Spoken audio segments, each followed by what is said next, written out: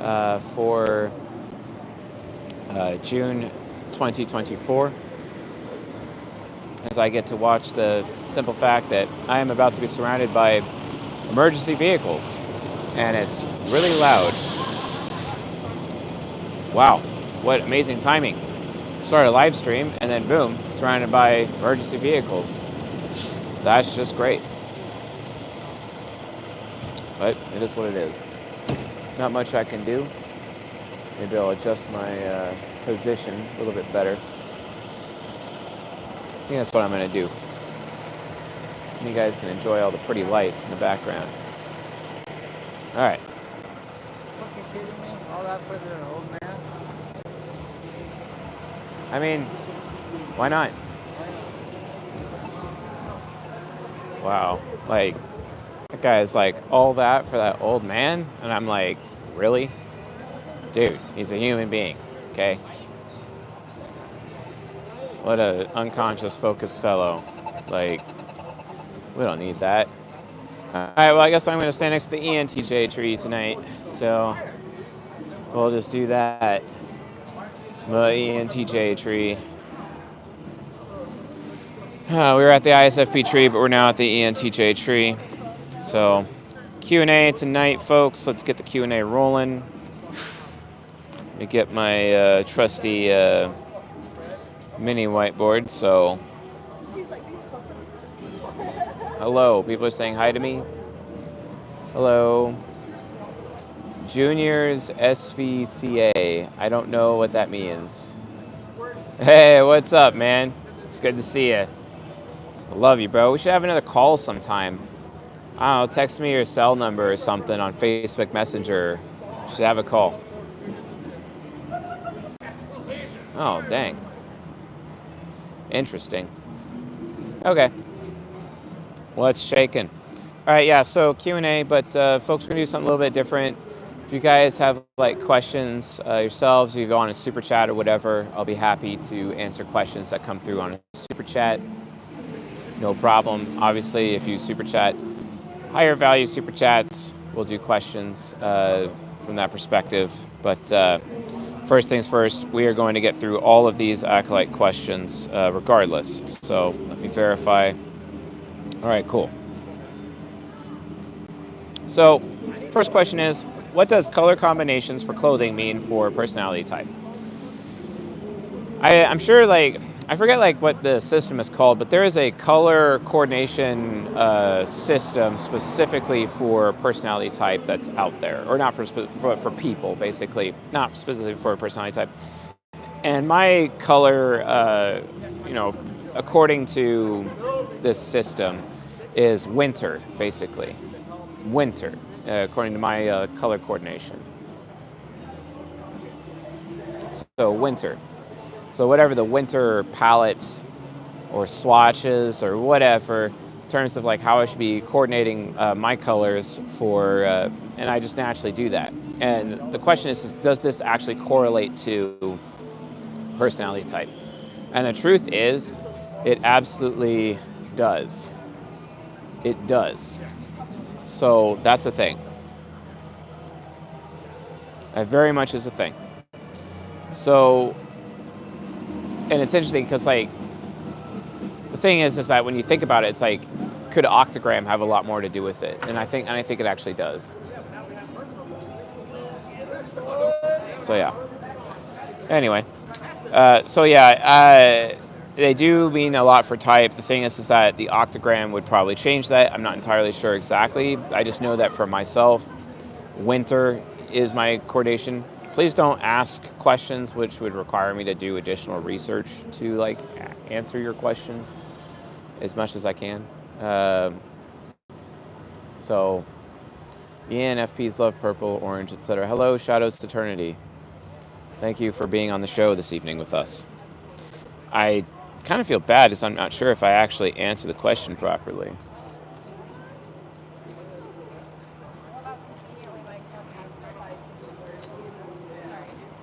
That moment where you're almost like creamed by a bicycle. I'm just giving them crap. They wouldn't have hit me. So, what's up, Pierre? All right, question 2 is, how come golden pairs with the same octogram be the most compatible? The reason why is because there's no competition for cognitive origins for the most part. The thing is that because their functions line up exactly, there actually can be competition within the functions. And if you're dealing with, for example, for a second there, I thought I was looking at a clone of my stalker, or at my stalker, and instead it's a clone of my stalker, so no. My God, that was kind of freaky just now. It's not the first time that someone has actually stalked me while I'm doing a show down here. So yeah. Anyway. Get it together. So I have that jolt of adrenaline, you know what I'm saying? It's like, woo, right? So, but yeah, it really comes down to lack of competition. Now, let's say like you're male, female in a relationship. The woman is an INTJ.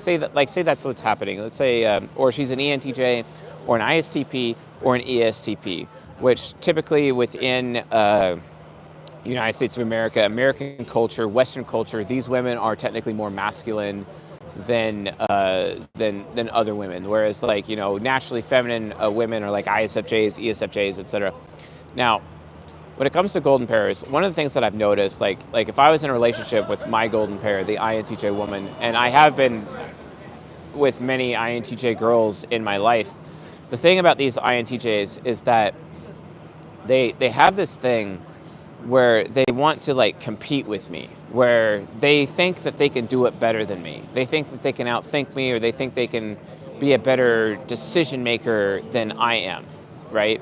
And that's really frustrating. It's not true, it's not accurate, but they all believe that. They have this internalized self-belief that they could do it better than I can, which is really annoying. How does Alzheimer's connect to the octogram, huh? Hello, Candace. Okay, so the only statements that I could really make about Alzheimer's versus dementia, so I've noticed that Alzheimer's is linked to extroverted sensors, and dementia is linked to introverted sensors. And that's basically the pattern that I have seen being around people with dementia, being around people with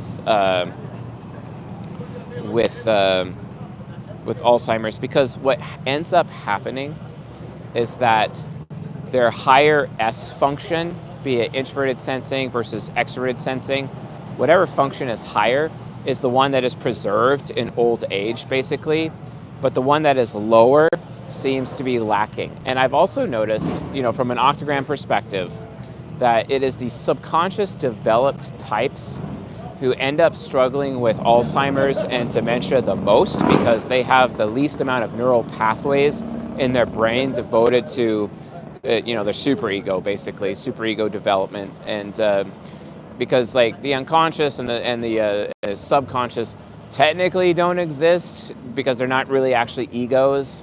They just kind of act like it. They're just the battlegrounds that are fought between the superego and the ego, basically.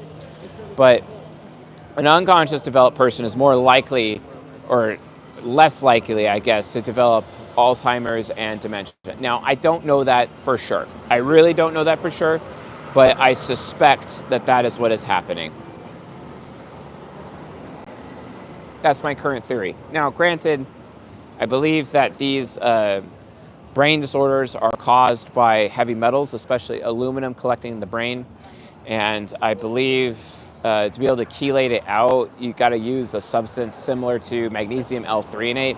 And magnesium L-threonate is usually utilized to chelate excess calcium buildup in your body, which is cool, excess calcium. So but again, I'm not a doctor, I'm not a medical practitioner, I'm not able to give medical advice. That's not what I'm doing here, okay? So take that with a grain of salt. Do your research, figure that out, okay? It's not hard from that perspective. But anyway, so how can golden pairs of the same octogram be the most compatible? Well, again, so for example, talking about myself because I'm an introverted sensor. ENTP, INTJ, golden pair relationship, right? So if I'm UDSF and she's UDSF, she's still going for 2 parts reverence. I'm going for 2 parts satisfaction, 1 part reverence. So there's less competition, basically, for cognitive origins within our relationship, which is pretty awesome. A lot less competition. And competing less is actually, like, super important. So, yay, I get to go back to the ISFP tree, where it's, like, not as loud and annoying. Woohoo. That's what I'm going to do, and I'm going to do it now. Well, this ENFJ is coming across the crosswalk right now and probably going to ask me a bunch of questions about, hey, what are you doing? Because SE Child can't resist.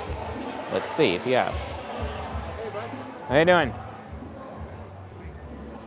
Oh, it's an INTP. What happened down here? What do you mean? It's not. Oh, it's just What happened down here? just an elderly gentleman having a problem. What do you mean? Like this part? No, he was just hauled away on a stretcher, that's all. But what happened? Like what? I don't have any other information other than that, sir. I'm not a cop.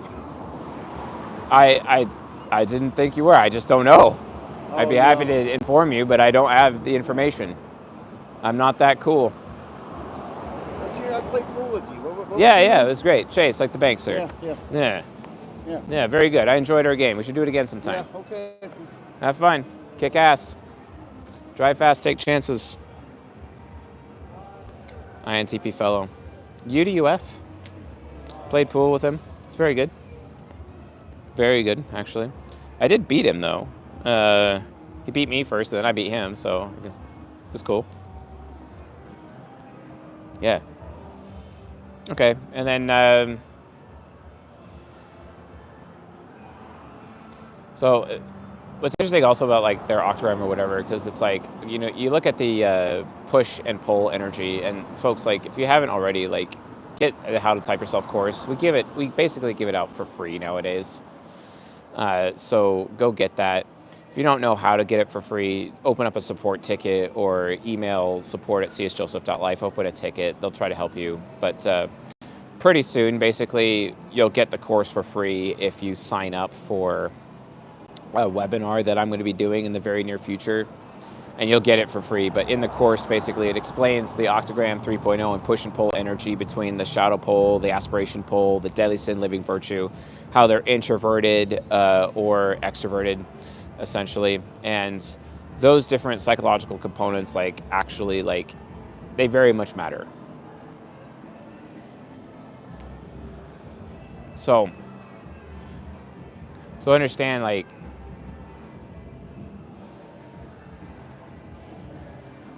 you know, if you're a subconscious focus, like as an ENTP and INTJ, you're introverted on your envy, you're introverted on your vainglory, etc. And basically what they end up doing is they just promote the other person's deadly sin and kind of feed each other's deadly sin to one another, essentially. And while simultaneously helping the other out, like with, hey, you know, be more modest, or hey, be more kind, etc. Because kindness is, or also known as compassion, is the living virtue of the ENTP, right? Modesty is the living virtue of the INTJ. And even UDSF INTJ women kind of have it hard because they're like the least attractive of the three. So like aesthetically, so they really actually have a lot of struggles from that perspective, and really trying to invest more into their extroverted sensing inferior, you know, from that perspective. But yeah, that's ultimately why it happens. And then cognitive development is interesting because, like, it's kind of more of an expectation. It's what people expect. And like the paranoid INTJ kind of expects malevolence, you know, and the ENTP gives malevolence, and then it's like, okay, it's kind of what I expected. But they really like it when all of a sudden the ENTP is like actually being fanatical towards them, you know. So it makes a lot of sense. And yes, I do explain all this in recent episodes, so just like watch more as you'll have that. But in a nutshell, that is how to answer that question. Next question is, how can an INFJ recover from being accused of being selfish and uncaring by an FI hero woman, right? What's up, Brian? How are you, baby? Dude, I'm doing great. Good. How are things? Good. Just working. Dude, we met here as well, baby. You doing your thing here, but like Yeah. outside of that though, we had conversations. Yes, sir. Anyway, I just want to say hello. Yeah. It's good to see you, I Tyler. recognize you, buddy. Yeah. It's good to see you, baby. Yeah. Are you recording now? Yeah, we're live on YouTube right now. Oh, well. Hey, this guy's a dope Cuban. People think he's weird. He's on the sidewalk smoking a cigar. Flipping a butterfly knife. But no, he's never doing that. But on the flip side, like, he's as genuine as they get. Real people in this world are hard to come by. And regardless of your ideology or your faith or whatever the case is, real is real. Yeah. And genuine is genuine. And for whatever reason, that's a scarcity in this world these days. It's tough for people to be real for some reason. Well, and I don't get it, but you've always been real, buddy, and I appreciate that. Yeah. So thank you. I wish you all the best, buddy. Happy Wednesday. Likewise. He's got a beautiful bride as well. Yeah. And good friends, and you've always been dope, buddy. So continue being dope. Yeah, that's the plan, sir. Thank you, man. You have a good night, man. My apologies for interrupting. What's going on? It happens all the time. They're used to it. Anyway, no disrespect. Consequences of recording down on the street. You know what I'm 100%. saying? But Yeah. no disrespect. Please understand that. But he is dope as they come. Thank you. Yeah. Thanks. Enjoy yourself, sir. Likewise, man. Cheers. He's an ENFP. That guy actually runs the Live After 5 event here in downtown Coeur d'Alene on Wednesdays, starting at 5 o'clock. They have like some huge event down in the park, and he runs that, so it's pretty cool. And yeah. So how can an INFJ recover from being accused of being selfish and uncaring by an FI hero woman? Now, INFJ man. Okay, so like obviously, you're an INFJ man and you have your devotion. It's taking care of a woman's needs, emotions, desires, and problems. Thing is that like if a woman is getting in your face and like being like really emotional about something you did, it's really easy for like an INFJ man, for example, because oftentimes INFJ men gaslight themselves. Because they gaslight themselves, it's usually because other people gaslight them. And FI heroes are, especially women, are actually afraid of being gaslit. They're very afraid of it because extroverted thinking inferior. They try to like protect themselves from being gaslit. And the reason is because there's TI demon and they just really need someone else to kind of protect them from gaslighting. So they oftentimes are trying to protect themselves, but then as a result of trying to protect themselves from gaslighting, what they end up doing is actually gaslighting other people. So yeah, exactly. Welcome, Chris. I miss you, bro. Maybe we should have a call tonight. Anyway. So yeah.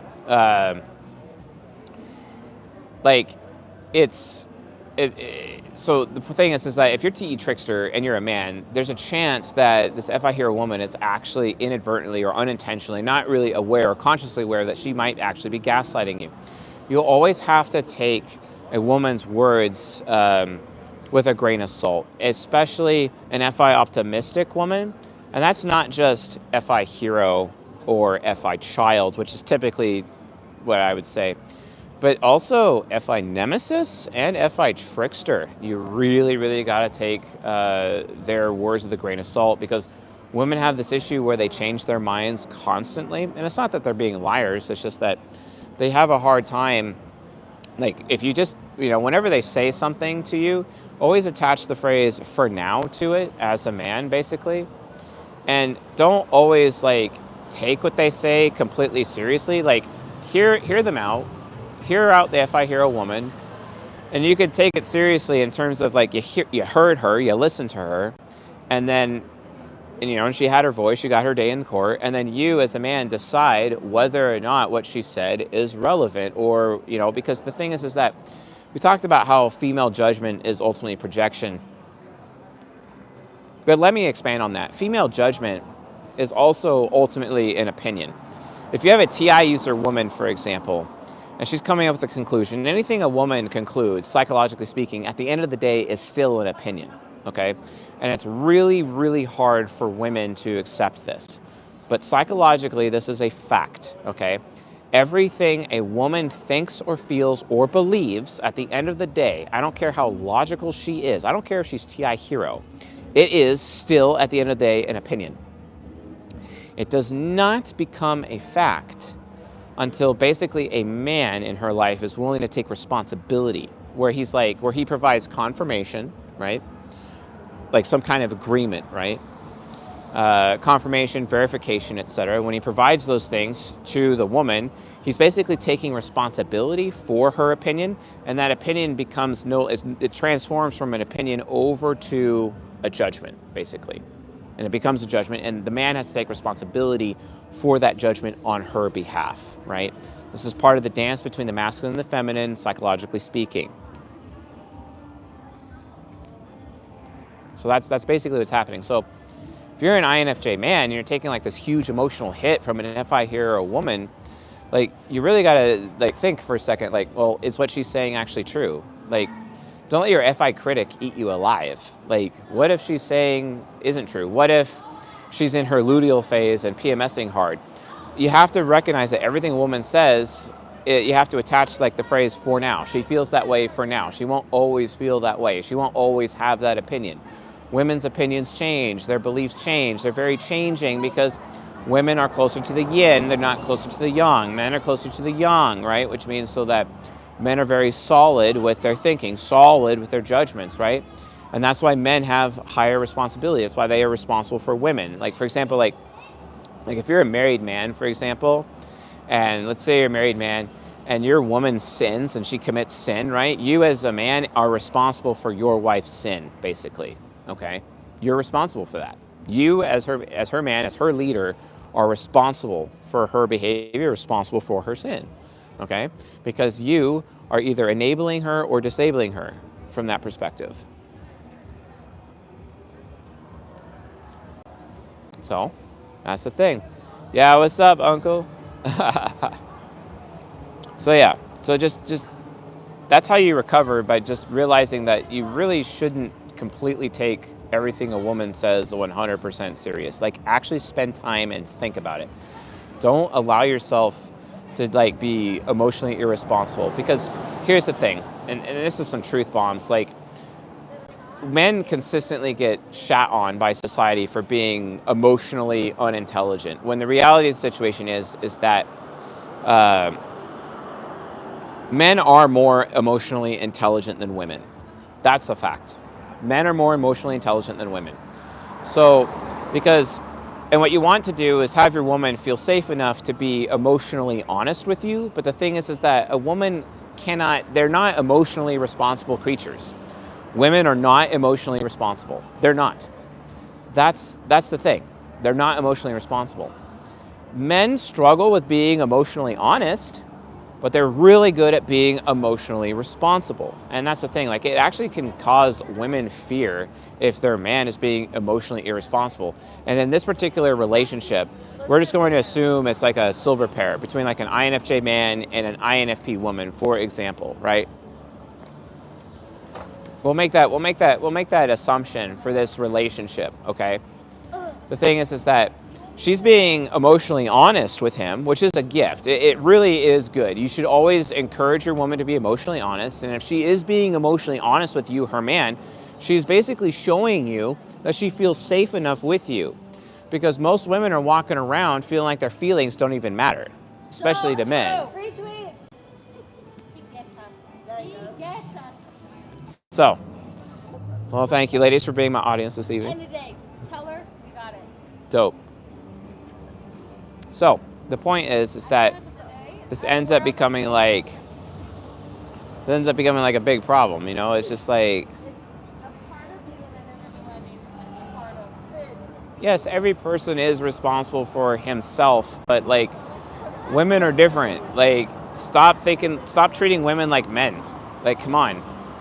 You know, so again, men are the emotionally responsible ones, and they have to take responsibility for the woman who's emotionally honest.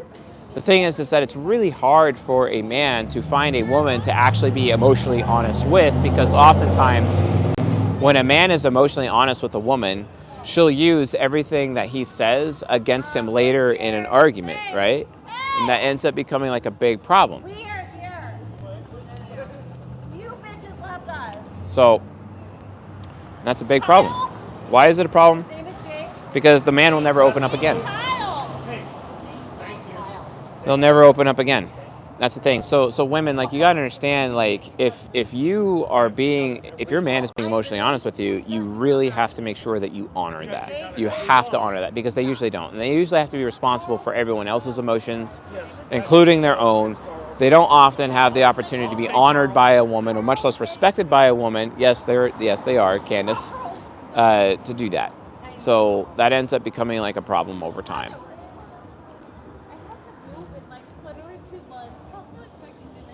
So yeah.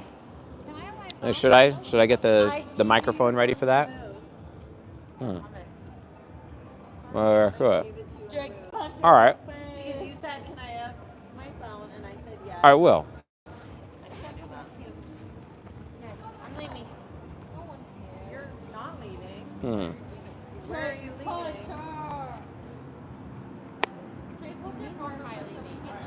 you mean, where are you All right, I'm getting the other microphone ready. What did I do? Let's see. Some typing random people, huh? Hey, Jake knows what he did. Jake, you know what he did with your phone number. 208. He already gave it to you. Am I Well, of course, men will use women's words against them. It's all about holding women accountable. But here's the thing about women: like, women don't really want to be held accountable unless they first feel safe. If you, as a man, are going to be holding your woman accountable, you need to first lead with making her feel safe. Okay, you go out of your way to make her feel safe. Make sure that she understands that she still has your devotion, that you're still going to handle her needs, emotions, desires, and problems. You're still going to give her time, attention, and resources, right? You make that clear to her, and then when she feels safe, then you hold her accountable, from that perspective. You know what I'm saying? I know what you're saying. What's up? Sorry, I stepped out of your shoe. Yeah, it's all good. Chase. Vaughn. Vaughn. Like Stevie Ray. Nice. Nice to meet you. Likewise. Does this say Wisconsin? Yeah. It's a nice From sweatshirt. Wisconsin? No. This? Vulo? Baseball bats. Buy them up. You like baseball? No, but it's a family member's brand. Buy them up honestly good? and drink Modelo. I think we have to hang out. Are you live? Yeah. I have to work tomorrow. Yeah. On what? I think YouTube. You want me on the show? Yeah, dude. Dope. Here you go. Put it on your lapel. All right. I'm not being All right, cool. So that's why I actually film down here, because I get takers to be on the show. You know what I'm saying? I thought you were filming that way, so Oh, I'm sorry no, man. I didn't mean to crash it. I thought you were filming that way, but No. I was like, what are you filming? No, you can crash. It's all good, man. I'm down for that. You can crash anytime you want. So, you ready for an interview? Yeah, wait. Do Not right now. Okay. Yeah. You can go anywhere. I actually try to avoid it because I don't want to increase like my estrogen. Smoking weed increases like estrogen. It's estrogenic. Is that facts? Yeah, you look it up. Like scientific facts? Yeah, look that up. Okay. Yeah, I'd rather I guess that makes sense. Yeah. Yeah.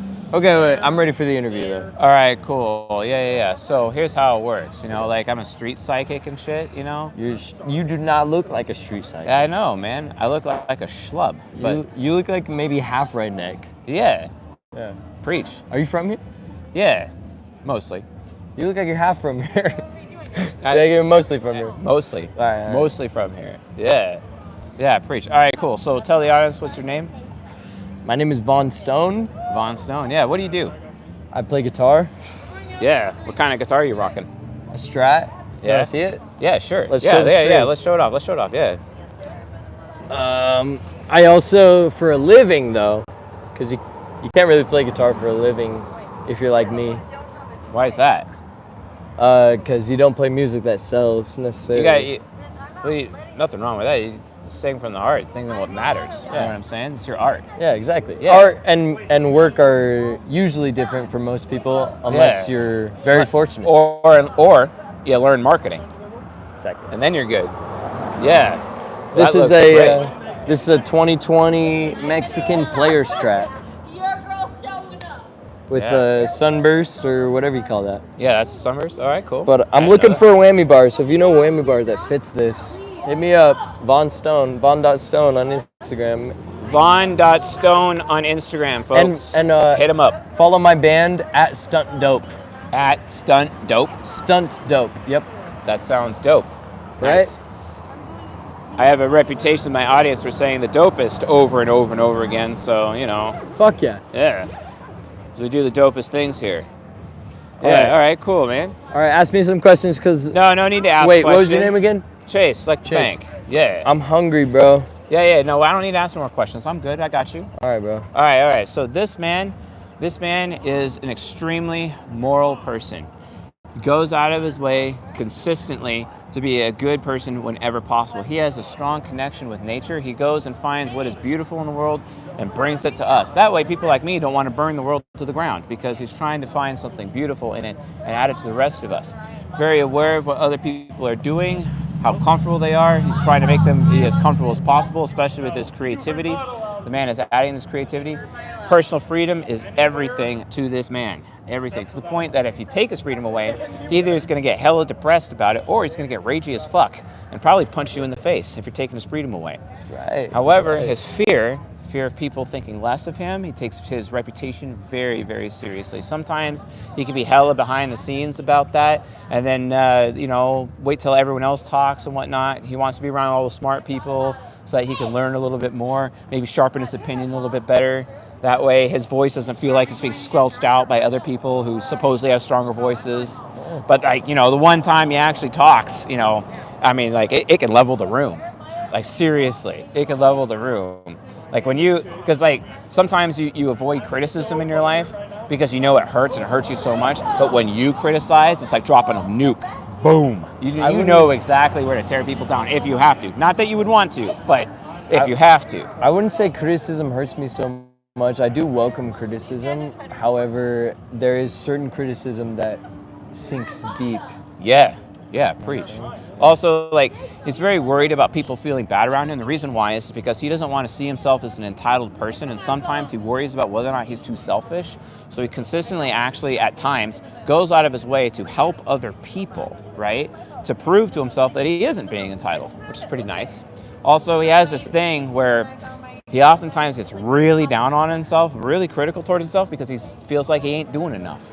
He ain't contributing enough. He is not putting enough effort. It's true. So he has this work ethic where he's got to constantly prove to himself that he's got something to show for his effort at the end of the day, all the time. It's true. Now, his weakness is that he's not aware of consequences. He's aware of immediate reactions, but he's not aware of consequences. Sometimes he'll make a decision, and then all of a sudden 3 weeks later it blows up in his face, and he's like, whoa, didn't see that coming. But he is at least tactical enough that even though he might find himself in really tough situations, he's able to get himself out of it every single time. I think where you're wrong there is I'm not unaware of consequences. Is that what you said? That I'm unaware of consequences? It's more that you're aware of all of the consequences. Yep. It's just you can't prioritize which ones are more likely to come true. Exactly. And so I play the field as so to speak, as far as consequences go. I take risks, and I know the range of what's going to happen. And so I play the odds there. Yeah. It's bitchy. All right, man. Yeah. But here's the thing, a couple of things. You're the kind of person that really wishes the world did not give negative consequences for people telling the truth. You know what I'm saying? Yeah. You should be able to tell the truth regardless of the consequences, and you shouldn't have to get blowback for stating the fucking facts. Yeah. Yep. Exactly. You got me nailed down on that one. Yeah. All right, man. I'm hungry as fuck. All right, I'll take the lapel back. Yep. And thanks for being on the show, man. Dude, thank you for having me. Chase, it's a pleasure. Yeah. Go ahead and tell the audience what your Insta is again. Von.Stone, and follow my band How do you at spell Stunt Von? Dope. VAUGHAN, just like Stevie Ray Vaughan. Yeah. All right, cool. And listen to Von. some Stevie Ray Stone. Vaughan too, and some Jimi Hendrix. It's good for you. Preach it. And maybe climb a tree or two while you're at it. Absolutely right. ISFP, folks, for that one. Go back to your iMessage. Should we ask more people? Why was your iMessage? What's up? Can I get in on this? You want to get on the show? I do. Nice. Here you go.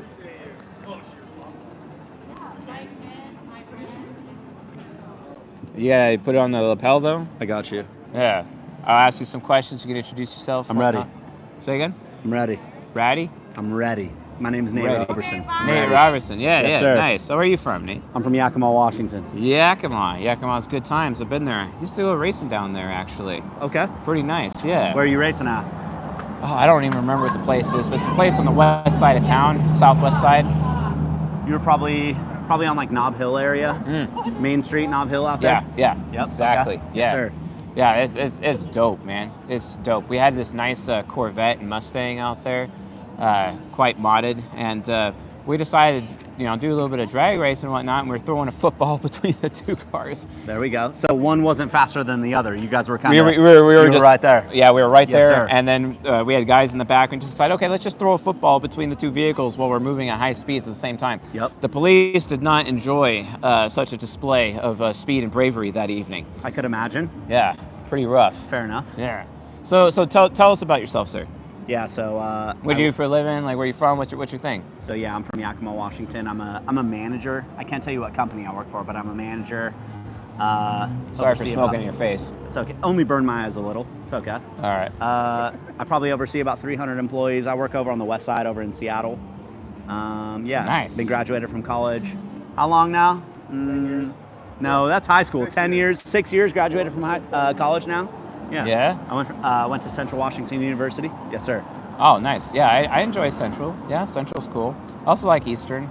I had the opportunity to go to Western, but then they didn't like me enough, so they decided to toss my ass out, just like they did at University of Washington. You didn't have pink hair. That's why they didn't let you into Western.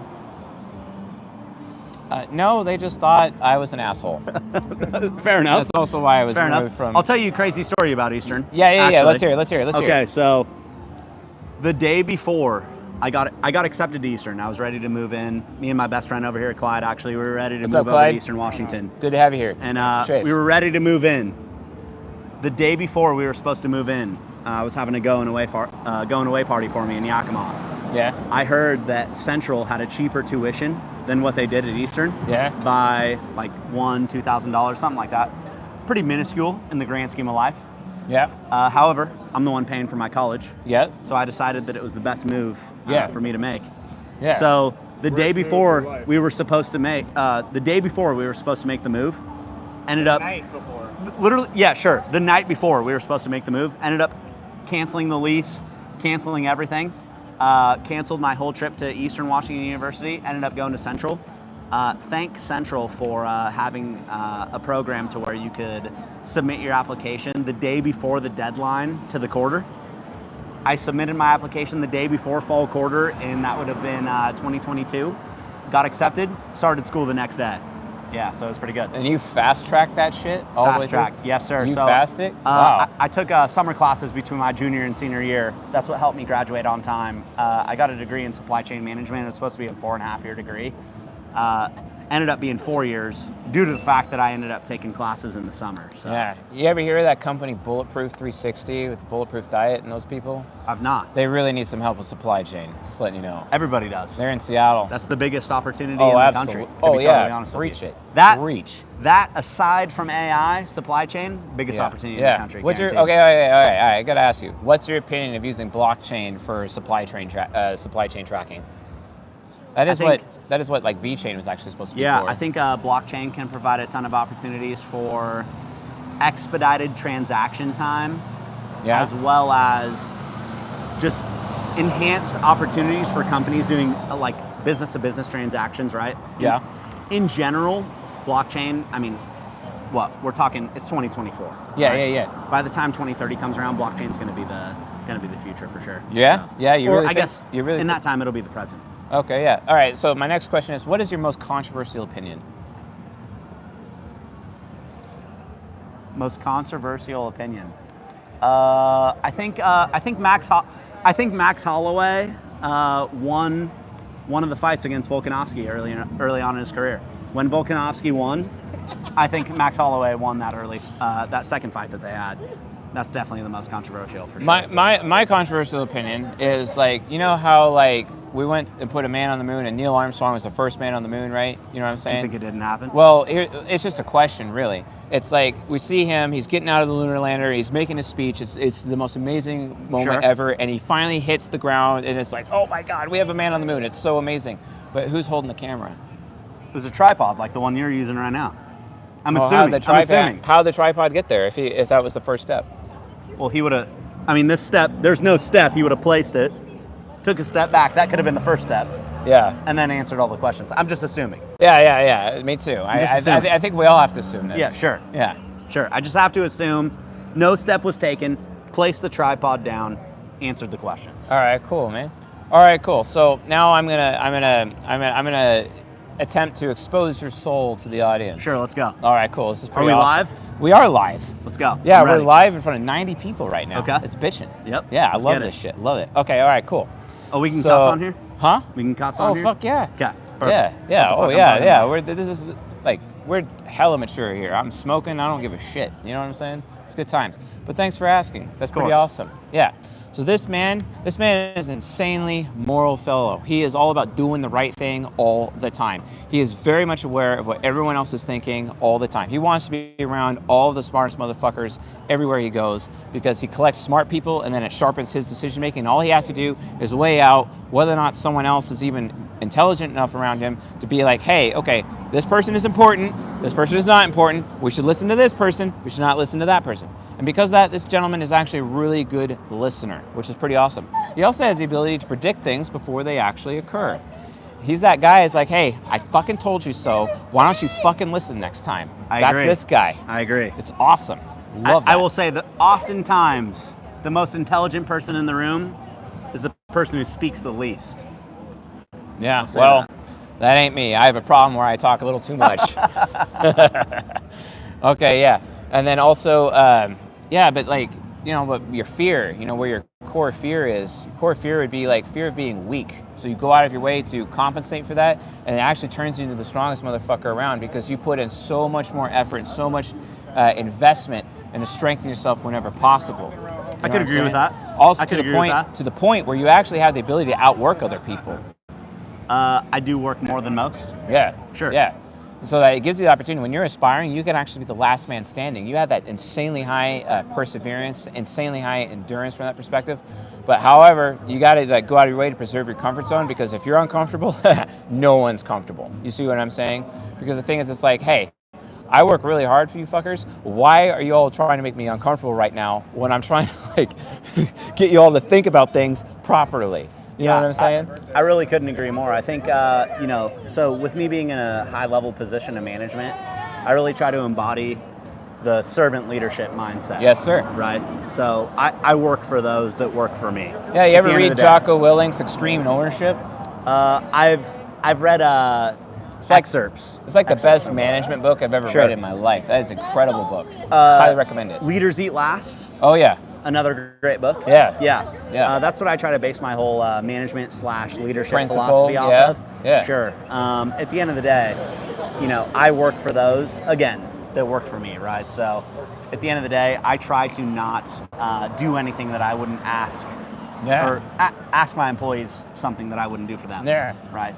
Now, where your worry is that you oftentimes worry about your own future, and that's why you work extra hard to make sure. And sometimes you actually intertwine your future with other people's futures, especially people around you who are successful, so that if they're successful, you are successful as well.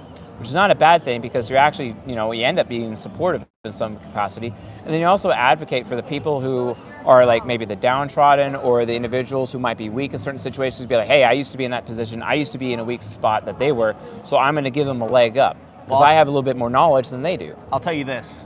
My whole philosophy in my current leadership position truly is the fact that my success is a derivative of everyone else's success around me. Yeah. Understanding the fact that if they're not successful, there's no way for me to be successful. Yeah. Right? So I Preach it. have to pour every ounce of effort that I can into their success in order for me to be successful. Oh yeah, that is bitching.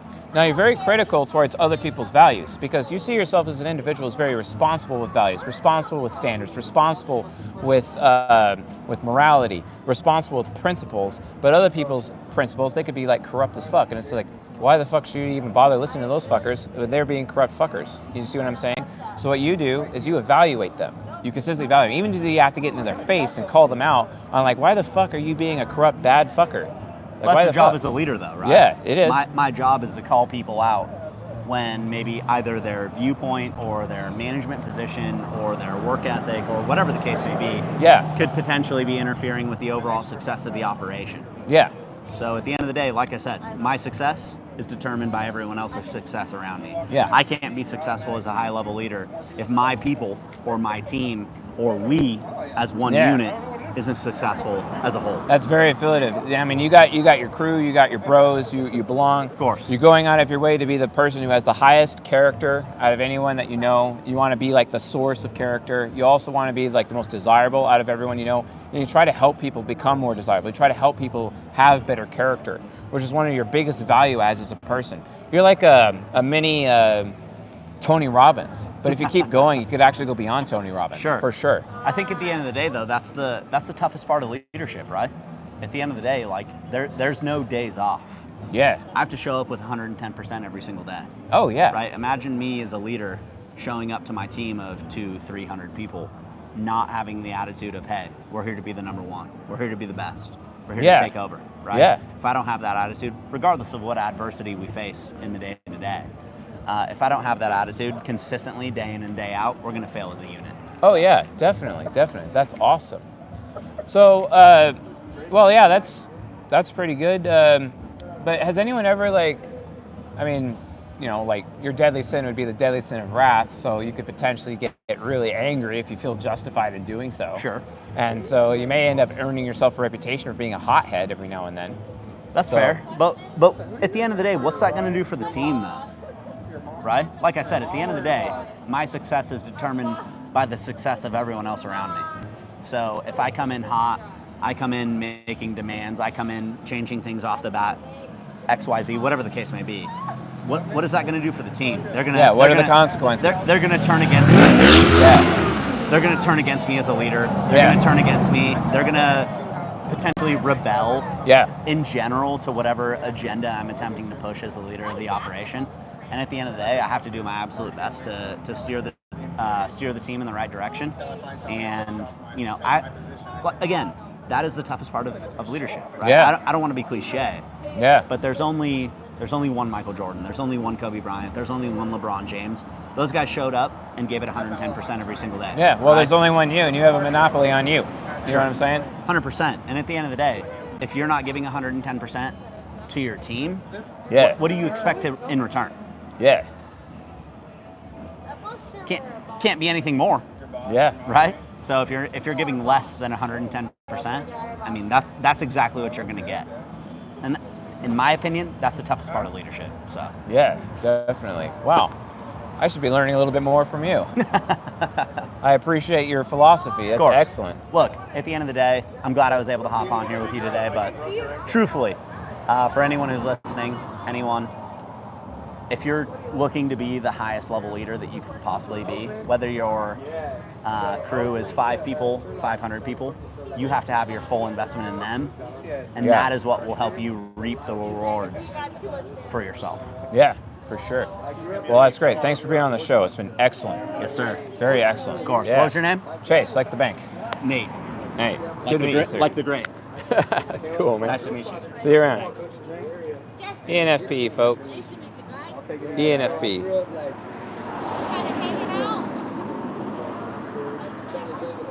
He does. Yes, he does, Chris. Yeah, I used to be on the main. We want to be red. You want to be red? You want to be on the show? She's the one that loves this. Really loved it. It was so bad. No, but I went like this to him because I'm feeling and I speak with her. Okay. So I have to like be white. She's ready though. All right, come on up. Although I don't want to be No, they were cool at first. Oh, that's the price of entry. 100%. Wait, what do you do? I'm a street psychic. What's that mean? I read people. How does it go? Now he gets it. Okay, but tell them I'm cool. Like I don't. I expose their souls to my audience. Hell yeah! Go! This is what you need. They're hella cool. Everything you've been through the last couple months, this is who you know. I'm not even over my life. My soul is safe. Weirdos. Yeah, I'm not. Your soul is safe. She's scared. Yeah, they always like. Scared? She knows damn well you're gonna fucking I got the only reason I'm not in Rangers right Yeah. Not like no shit. I'm not moving. So I got Okay, well. Come on, I want you on the show. Thank you. 7-Eleven. I don't. Yeah, I know. I really do want you on the show. No, I was never. I don't bite. It just sucks that you have to stand because you're injured, I guess. That hurts. He's young. Yeah, I believe you. Yeah. What happened? You what? Fell off a curb. You fell off a curb, sprang your ankle kind of thing? No, broke it. Actual surgery. So not just a stress fracture. You're talking the full gamut, huh? Wow. That sucks. Because I might go to basic Huh. and I did like. So I I'm stopped good. at 4 They're like months. 2-3 weeks. I've been All right. Well, I mean, you should be on the show. So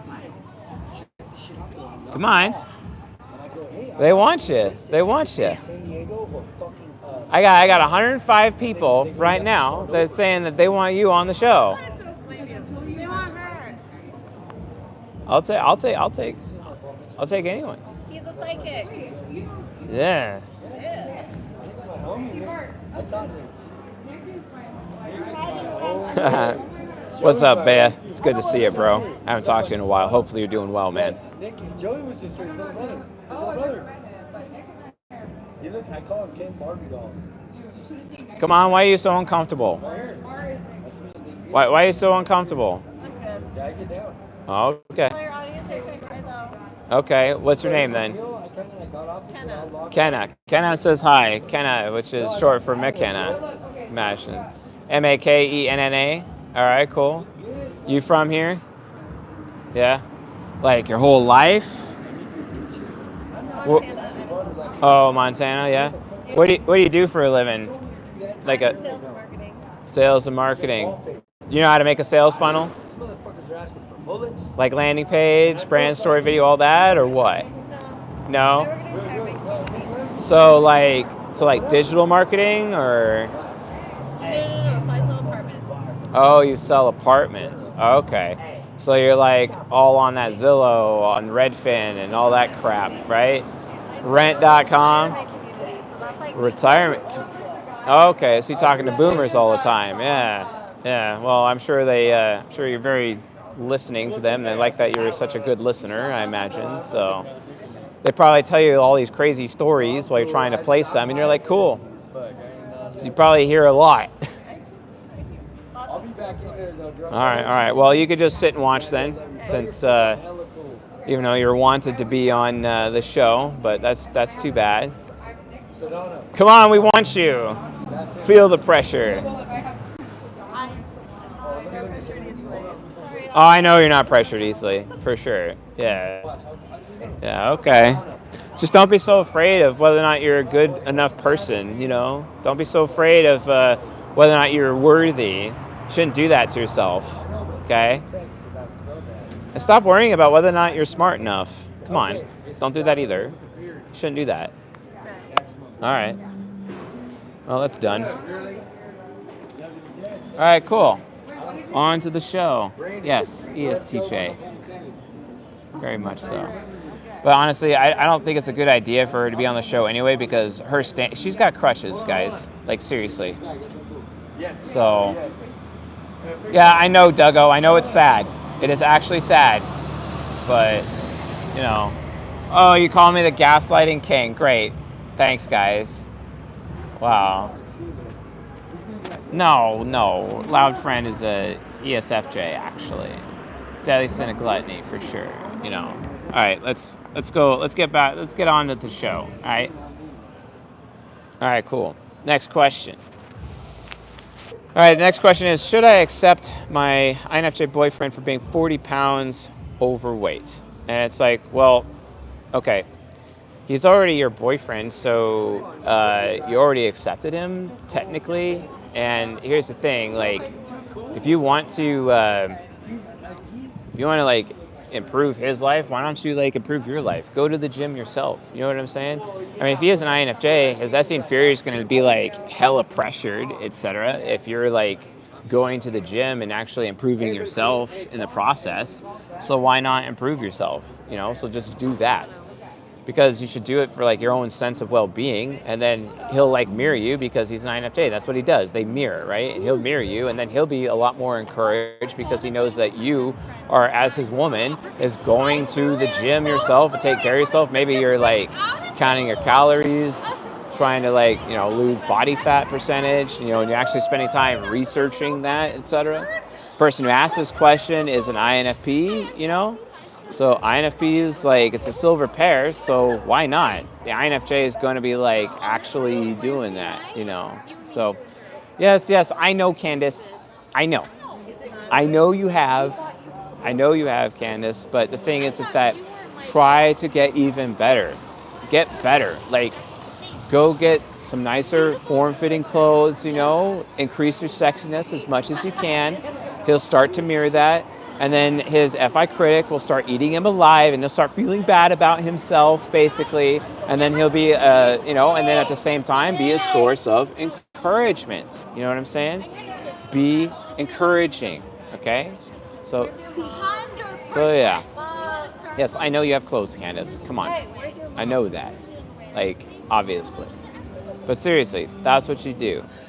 The bottom line is that, yeah, you already do accept him, that's fine. You're already there, you know, and your SE Trickster actually enables you to do so, which is kind of cool for this man. But in this direction, like, you know, take some initiative, improve yourself, and then he will mirror the improvements, okay? That's literally the answer to this question. All right, next question.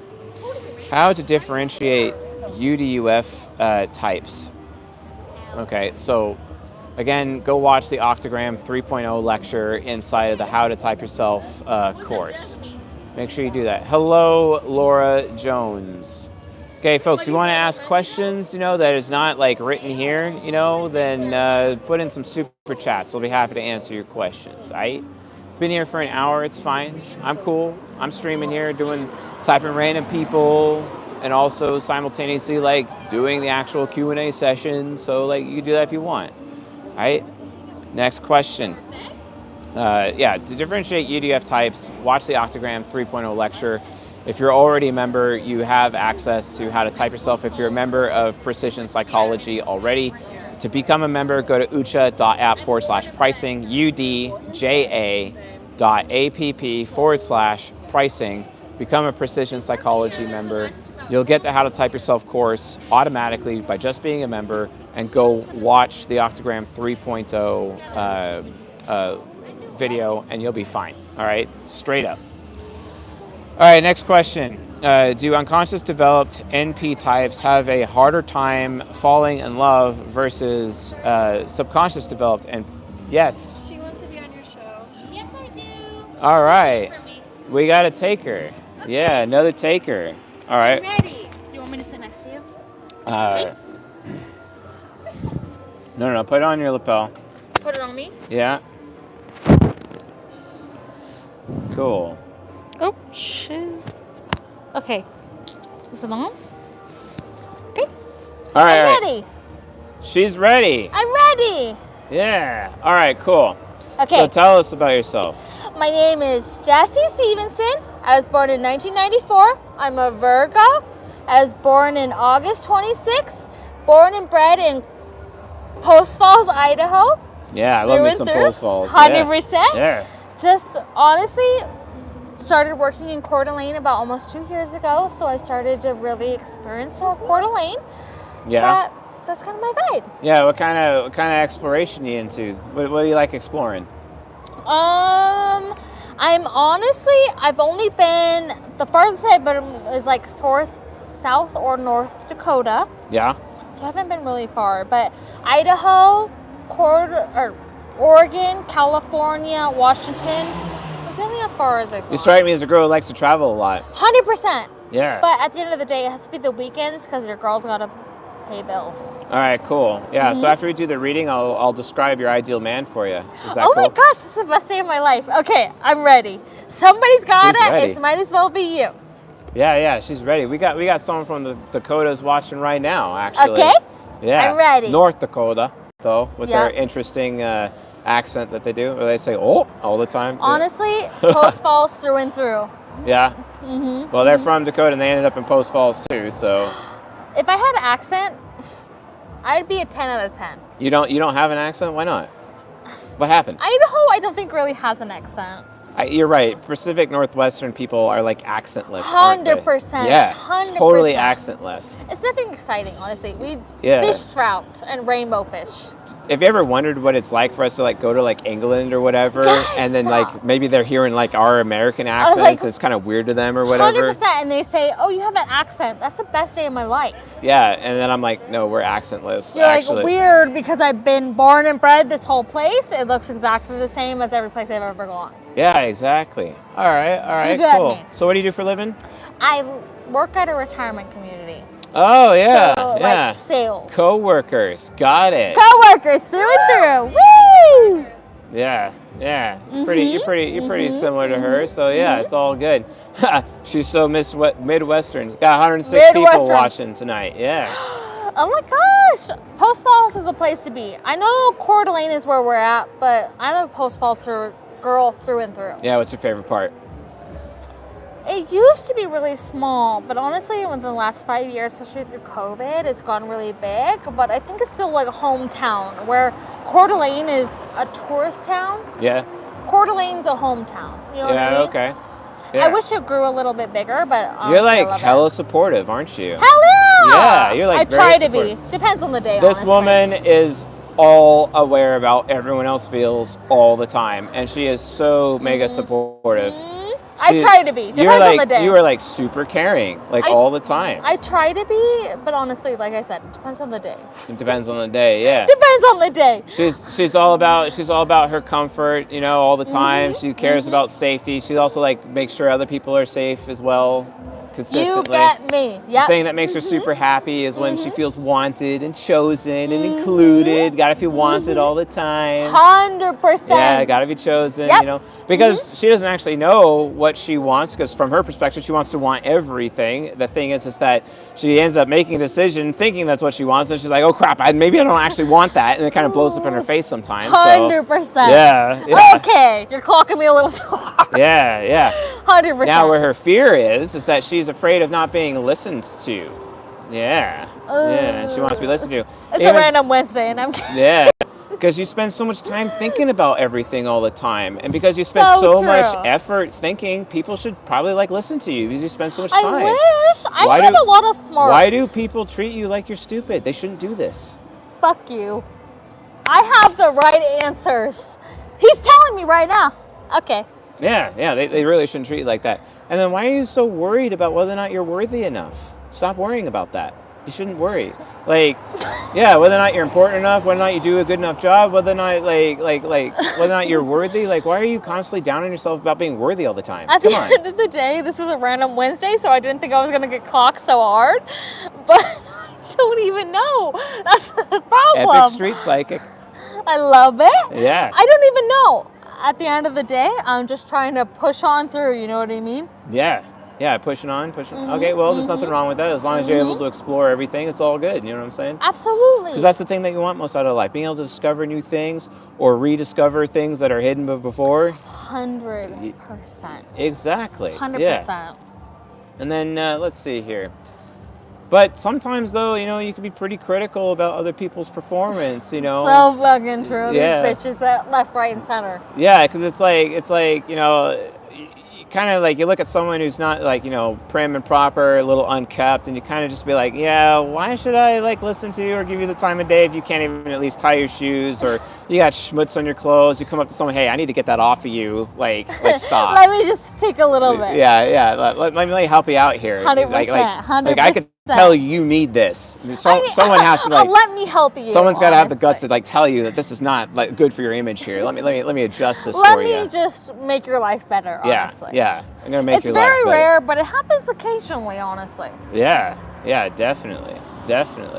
Yeah, we already discussed that one weakness of thinking you know what you want, but then it blows up in your face, that kind of a thing. Every weekend. But what do you do when you're that person that expects everyone else to listen to you, but you don't listen to anybody? What happens then? Huh? To be completely honest, yes, it is. I don't know. I never even thought about it. I just kind of like go honestly, day to day, minute by minute. So I just kind of adjust. Well, sure. There's nothing wrong with that. I totally get it. Hopefully, you're not living like an aimless life, No, throughout. not at all. I feel like I'm one step closer to being a different person, and I don't think I've ever been interviewed on the side of the street. So this is very exciting. Yeah, it's kind of like a new thing, I guess. 100%. Yeah. Always try all the new shit all the time. Every you have opportunity. to. Yeah. Otherwise, what are you gonna do? Exactly. Yeah. So who are you being supportive of in your life right now? Like, since you're like an insanely loyal person, I you would know. say, thank you. Yeah, but you are. get me so hard. Well, yeah, because you persevere, you endure for others consistently. Mm-hmm. However, sometimes though, when you are really supportive and you are persevering and you are enduring and you are contributing, it's like, why do these people not my give me gosh. the recognition for that? Yes. She is And they end up like, I think about that all the time. and then they like. And then they have the audacity to ignore you and not give you the opportunity to have a voice. You get me Why more do they than do you that? know. Yeah, I've been assholes. asking that question for the last year, honestly. Yeah, like you spend so much time thinking about things. You got a really good voice. However, Oh. here's my recommendation. Okay.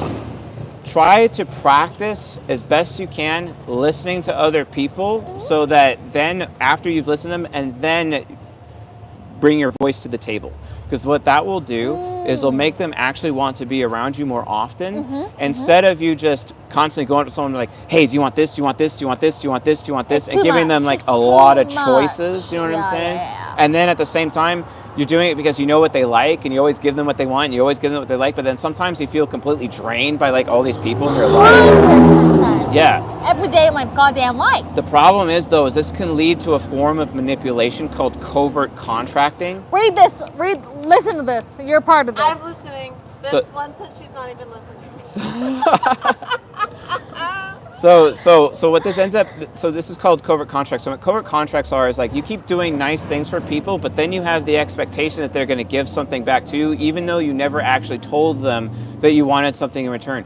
You So have to be true. upfront with that ahead of time, because what ends up happening, those people will feel like they're being taken advantage of by you, even though you actually were hella supportive to them ahead of time. I was gonna say, what the fuck do you mean? I'm listening. They- I'm gonna punch these motherfuckers in the face. They do. It's just a natural thing for people. So, and this is the thing, is that you got to make sure that you are not allowing other people in your life to doormat you or take advantage of you in this way. Oh my God, this is unwell because I've been thinking about this all week long. This is weird.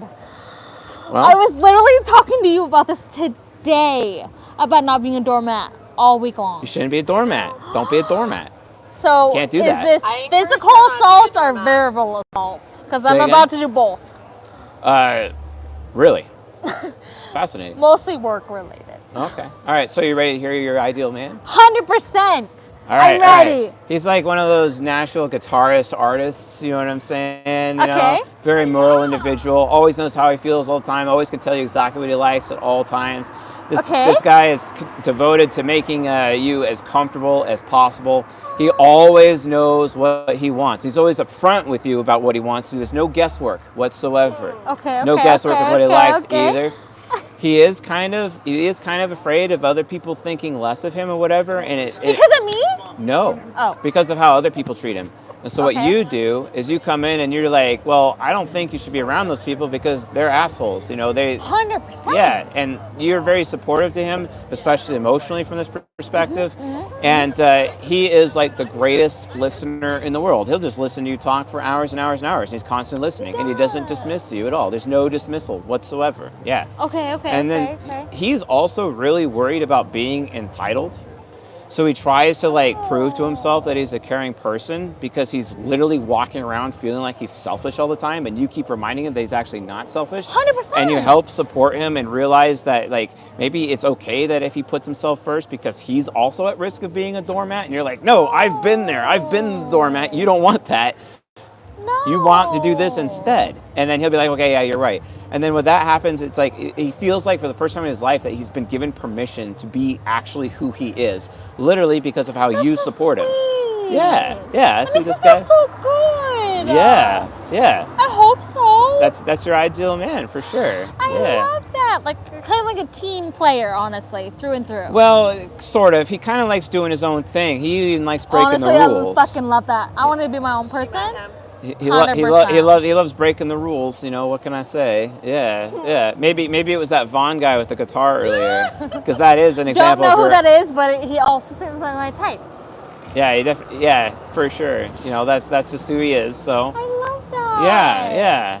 yeah. He's like that starving artist fellow. Kind you know of what I'm saying? easygoing. Oh yeah, very type easygoing. vibe. Got a motorcycle too. You know.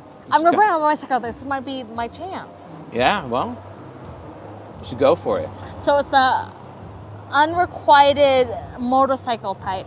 Oh yeah, for Really? sure. But he's also very silent. He doesn't really often get the opportunity to talk because he's afraid that his opinion is not valuable enough. But when you're around him and you're actually thinking about things, he gets to actually utilize your thoughts within his decision making, and that actually empowers his opinion so that he actually feels like his opinion is valuable, literally because you're in his life. I hope that's true. That's the nicest thing ever. Yeah, that's your ideal man. So, anybody hit me up because your girl got things to do. I don't know if the person I'm talking to honestly matches that. So, oh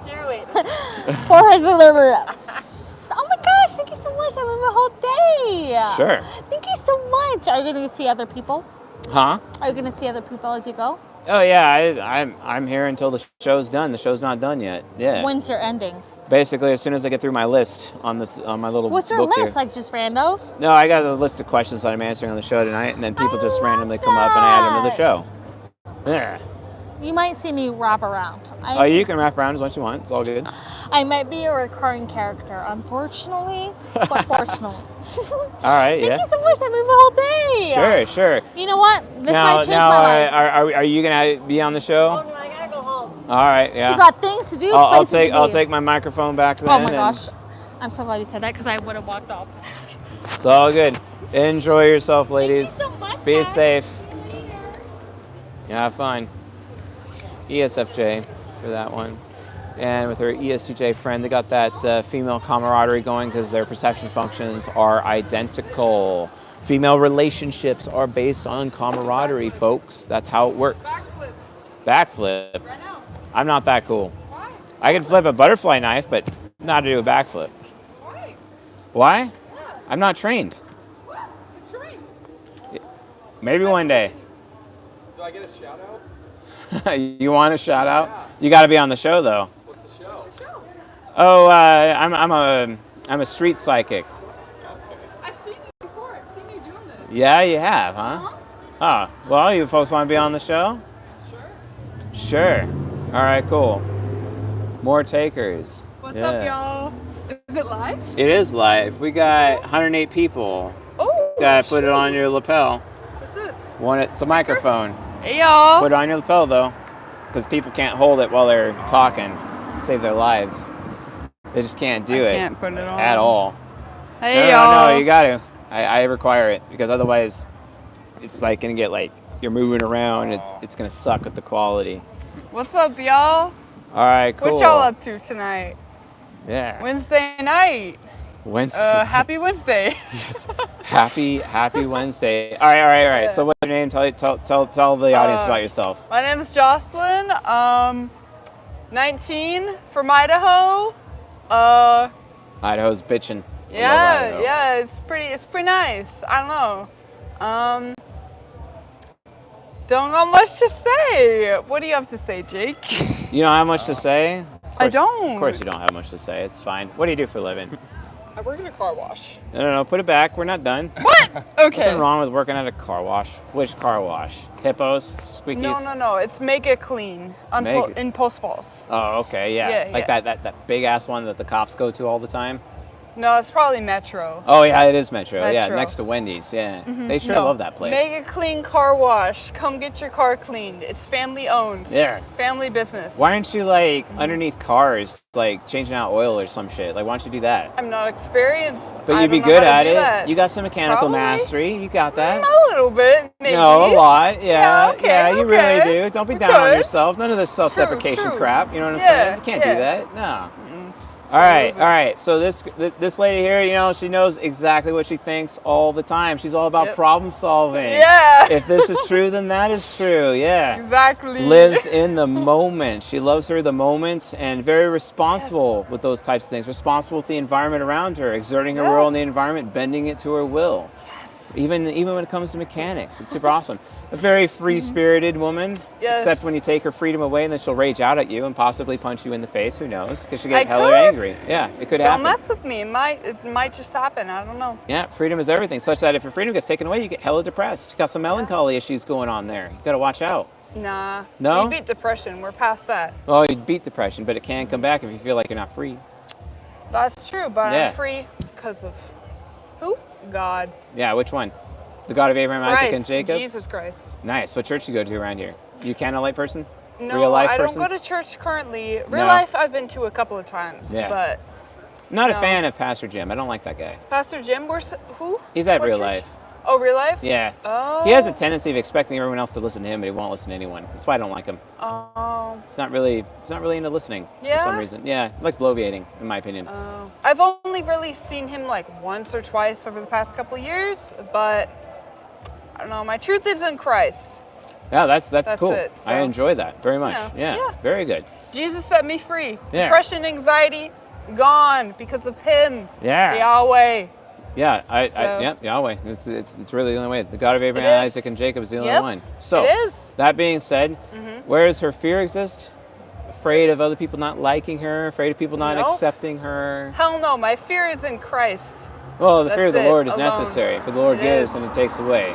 You know, Job. It's a good book. Recommend It it. is a good book. My favorite one, though, is Hosea. Nothing's Hosea. better than Hosea. I haven't read that one yet. Oh, it's the but ultimate I'm- love story. I need It's all to. about true masculine devotion. Yeah? Especially from God to humanity, as well as a husband to a wife. It's exquisite. Recommend it. Ultimate love story. Hosea. it. Should Hosea try is it. like the ultimate prophet. Actually, Elijah's my favorite, but Hosea is like number 2 for me. Yeah. Yeah, for sure. And then, so like, do you like stupid zone people though? You know? Stupid song? What do you mean? Like, you know, you're around certain people sometimes and you kind of you're worried about like being around stupid people, then maybe they're stupid, like rub off on you a little bit, and you're just like, hey, you're kind of like acting stupid. I don't want to be around you right now. Like, stay away. Like, come on. You just stupid zone them and just be like, yeah, no. Why should I listen? Why should I listen to you? Like, what makes you important? Do you have any credentials or whatever? Like, how are you educated? You know what I'm saying? Like, why the fuck should I care? You know what I mean? Yeah, from that point of view. Yeah, and then, why do you get so down on yourself sometimes when you're like feeling like you're not doing enough? You know, like why do you do that? That's true. Yeah, That's true. you shouldn't do that.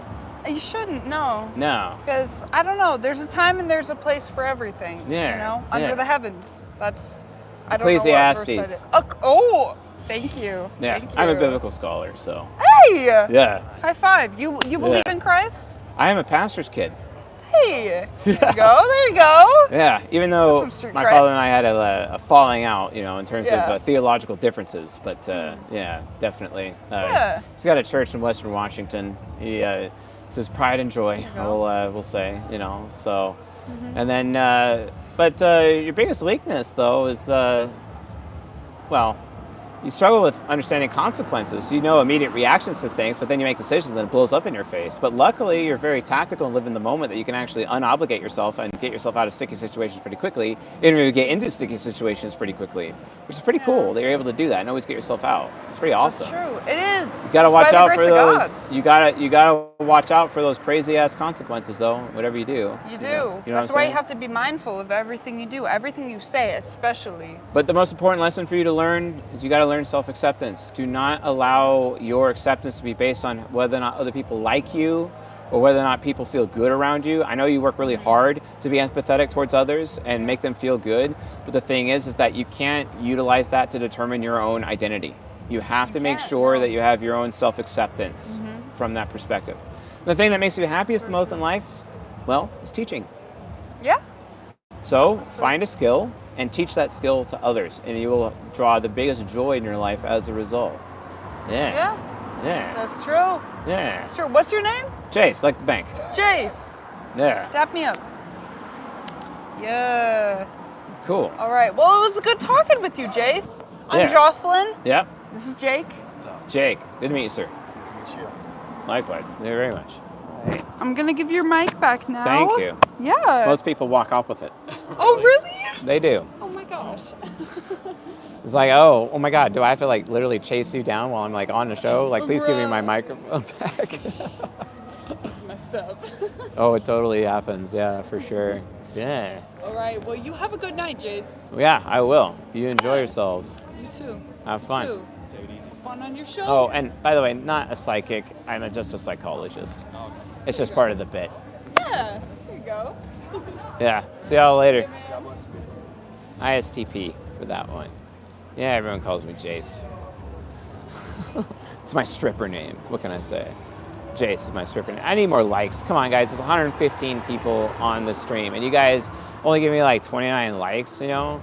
Like, maybe I'll just like get like hella boring or something. Or maybe I'll go off on camera and like just, you know, light up a little bit and take a break if you guys can't give me any more likes. Like, come on. Get it together. Get some likes. No, the guy didn't want to be on the show, and the guy was an INFP. He's like hella uncomfortable. So it's one thing from there. He didn't want to be on the show. All right, let's continue on with the show. All right.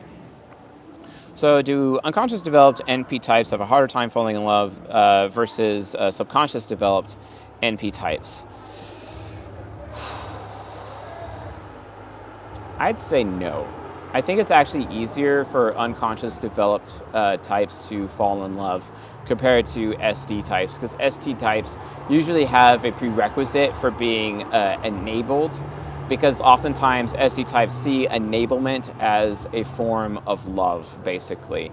And if they're not being enabled, they just automatically assume that they're not actually being loved by other people, and in general from like an octogram perspective. So when it comes to that octogram of subconscious developed, they usually, like if your golden pair is, if you're going for a golden pair, they're going to be SD like you are, right? And it's like an enablement cycle. Enable this, enable this, enable this, enable this. UD people have a tendency of disabling each other, but they're so used to that disablement that if they get even a little bit of enablement in their life, they're like hella happy about it. It like makes them pretty happy, which is pretty awesome, So in my opinion, and this is really an opinion because I don't know for sure, but in my opinion, unconscious developed types it's easier for them to fall in love than subconscious developed ones. So, but yeah, just keep that in mind. Girl's type is ISTP. She is an ISTP. The last girl was ISTP. Jocelyn, the ISTP. All right, cool. Next question. How can an extroverted thinking feminine primary ensure she is satisfying or desirable to her masculine primary man? Very easy. All this woman has to do is be committed to listening to her man. Listen, listen, listen. It's all about listening and listening to him and actually considering, careful consideration of what he's saying, and then provide feedback on what she just heard from her man. Feedback, and it has to be honest feedback. Now remember, women are really good at being emotionally honest, but they're not very good at being emotionally responsible. Whereas men, it's the opposite. Men are very good at being emotionally responsible, but not so good at being emotionally honest. So keep that in mind, all right? That's a big deal. All right, cool. Next question is, how can an INFJ get rid of addiction and develop more self-discipline? Okay, well, why are you addicted? That's one thing. Like, what are you trying to prove to someone? Like, because here's the thing, like, Soul Temple relies on escapism, like, way too much. They're all about escaping to the point where it's, like, annoying.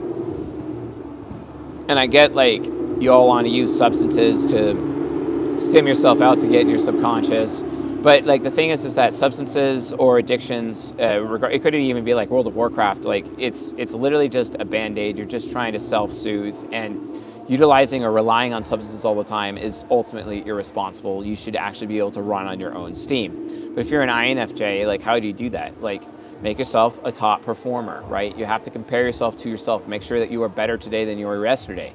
How are you going to become your best self if you're actually addicted to something or a behavior or a substance of some kind? It's just not going to happen. So you have to realize that you have to be devoted to becoming your higher self, okay? And I know that, just trying to will your way through addiction is not really going down. It's not so easy, but you have to use your anti-hero and you have to actually make a choice. You have to make the choice. Make the choice, because here's the thing. Your anti-hero is all about, oh, I want to be free, I want to be free. So why do you have yourself a prison of substances? A prison of, why would you do that? Like, why would you do that to yourself? It's like, you can't do that. Substances, like, you really should consider it. And let's say you're like a liver body type, you can handle more caffeine, but you can't handle alcohol. If you're an adrenal type, stay away from caffeine, you can handle alcohol, that kind of a thing. But like even then, like it may not be wise. If you're someone like me who has like metabolic syndrome, you should probably like avoid both, to be fair. So like just don't do that. It's a really big deal.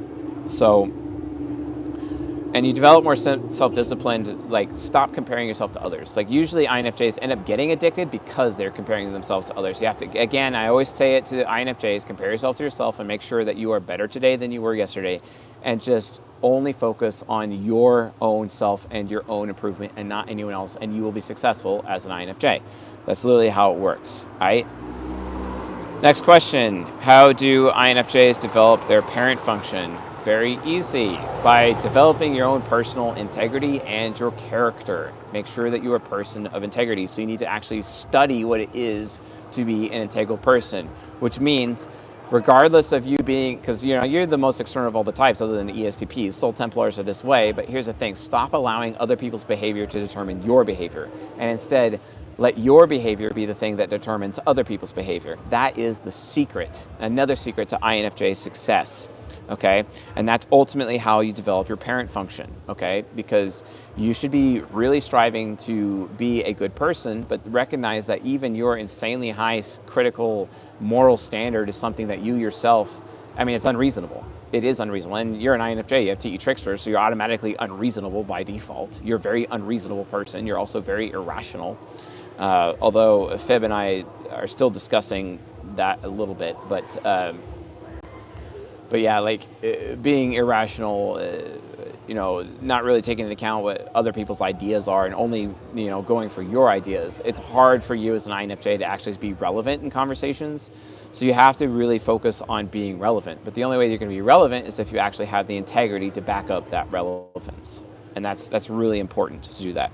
Next question. Does UDUF display their superego's interaction style more often than the other octogram variants? That is a great question. And the answer is yes, absolutely they do. Yes, they do. Let me think of an example here. So like an ENTJ, for example, with an ESFJ superego, if you have a UDUF ENTJ, they're actually going to be a lot more informative than a typical ENTJ would, which is like pretty direct as a result of that. So, what's up? It's good to see you again. Yeah, how you doing, Luna? Yeah, taking care of yourself, staying out of trouble? All right, cool. Cool. That's why you don't see me anymore. Fair enough. Have a good night. Be safe, Luna. INTJ, UDUF, that girl. Yeah. She, it's Tom's ex. Tom, who used to be on the show a lot last year, that's Tom's ex, Luna. And she's often struggles staying out of trouble. I'm glad she is staying out of trouble. I usually get concerned about her, especially with indulging in certain substances or other behaviors, so hopefully she's doing a lot better. She definitely has a tendency of spending her pragmatism on the wrong things, but she's doing better. That's good. Good. I go out of my way not to judge her, especially like her past. Like, oh my gosh, she's like a clone of BB Gun. BB Gun is also UDUF as an INTJ, and BB Gun just, that ISFJ super ego getting in the way. She ended up like joining the military as a way to like deal with her UDUF thing instead of, Luna, for example, that kind of went into a rough direction for herself. But if she's doing better, that's good. I don't often get the, last time I saw her was at a grocery store, but she's been, we actually sat over at the table, like directly behind me actually, and had a conversation, and I was like trying to help her based on that situation. It just like, she didn't want to receive help. She was not ready, so, but it is what it is. All right, so let's see. Okay, so next question is, how does perception or semantics change compatibility and social engineering? A lot. Like semantics, folks, like as much like there are people out there who like really argue semantics, and they think that arguing semantics is a waste of time. But seriously, semantics is absolutely critical. Oh, a super chat. Let's see what we got. All right, so it's BM Christie. Great to see you hitting the street again. What are some ways I could feed my internal stubbornness as a UD mind temple type? Basically, that's a good thing. You have to find something that's worth actually being stubborn for. You have to like find something that you believe is an absolute truth, essentially.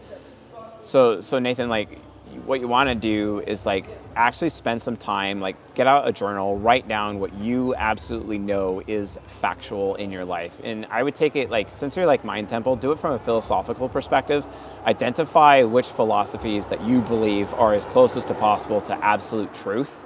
And then every time you encounter somebody or are in a situation that is counter to that principle or that philosophy that you have from that point of view, what I recommend you doing is then challenging people around there and be like, hey, that conflicts with my philosophy, and I have this philosophy for this reason, and this is why I think it's true.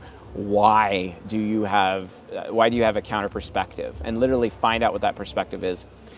And then maybe you'll learn something, maybe you'll change, maybe you'll grow, but the reality of the situation is not, then logically explain them, preferably through the Socratic method, as to why your philosophy is actually superior to their philosophy, essentially. And this is one way that you can actually extract, some more support for your own internalized stubbornness, basically. And other people can enable your stubbornness, because if they end up agreeing with your philosophy, that's what you do. And that's literally all you have to do, is cultivate agreement towards your own personal philosophy as a Mind Temple ISTP. So, all right, cool. I don't know how this works. No, stop it. Here we go. Cool. All right. So anyway, but yeah, semantics absolutely matter for social engineering. Because if you're not able to adjust your words to make them more palatable to a person's octogram, or adjust your words to make them more palatable to their cognitive functions, the social engineering is going to fail.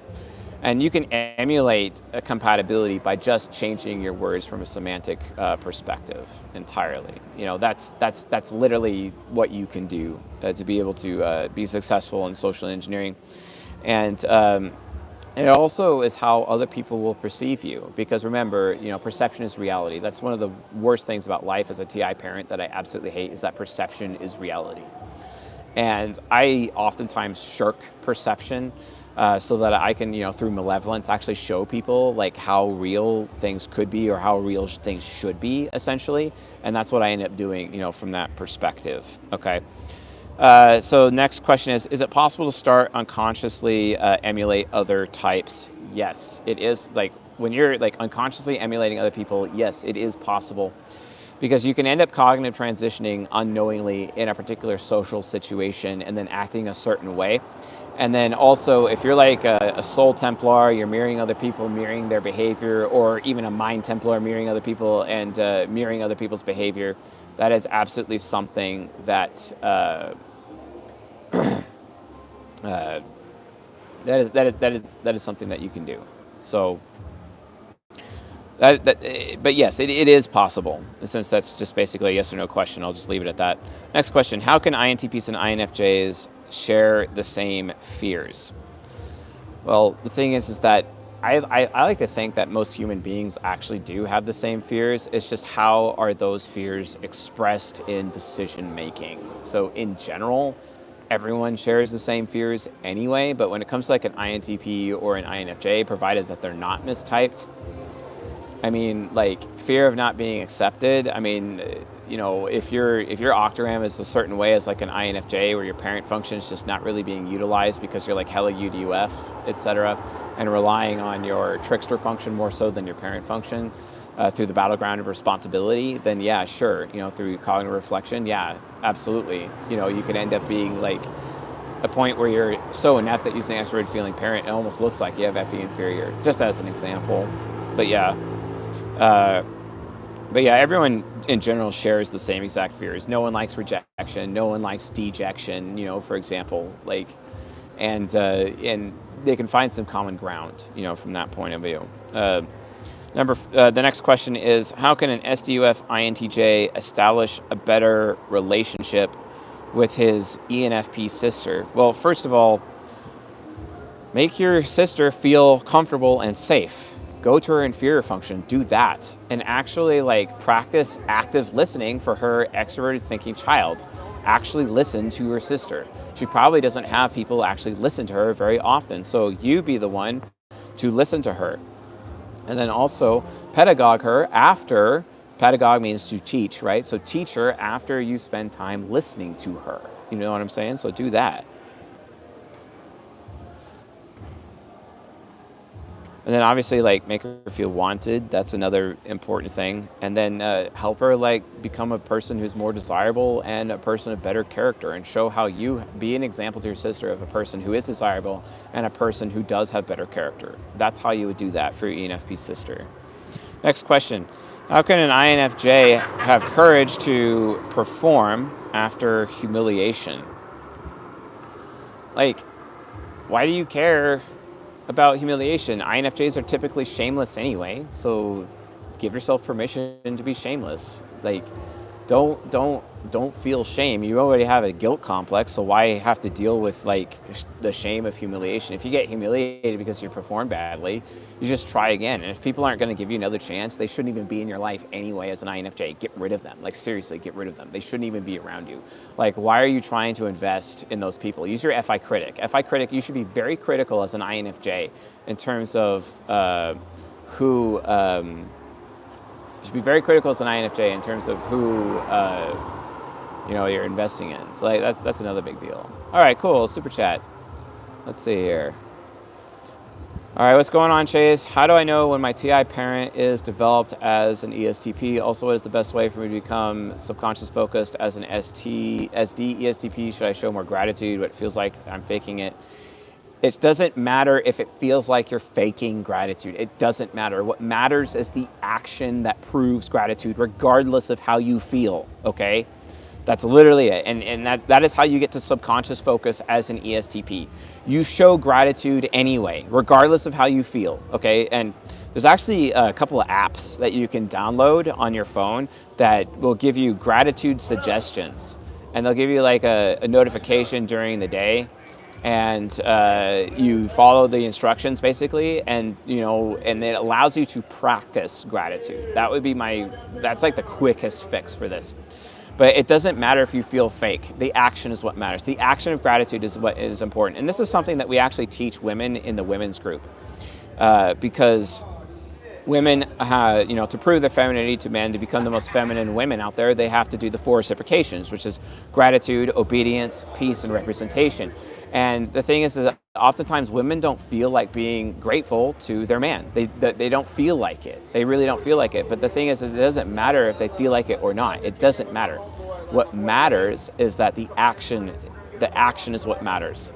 The action of gratitude. So if a woman is acting grateful, she actually is being grateful in the eyes of her man anyway. And then when she sees how positive her man reacts as a result of that, well, guess what?